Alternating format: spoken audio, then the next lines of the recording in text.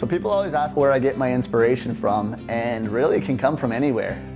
Things I see, maybe driving through nature or industrial buildings. Sometimes new construction goes up and you see all the steel girders, and I love bringing that kind of industrial feel and look into my pieces as well.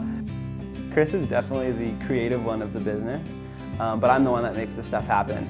So we have a running joke between the two of us that I'm just like, yes, a master. And we kind of laugh about it, but that's kind of what it's like. He asks me to do something and I get it done, and I'm often the one that at the end of the week gets to see the smiles on the customers' faces. It's pretty cool working with Jason. He's super laid back and easy to get along with. He probably doesn't say the same thing about me.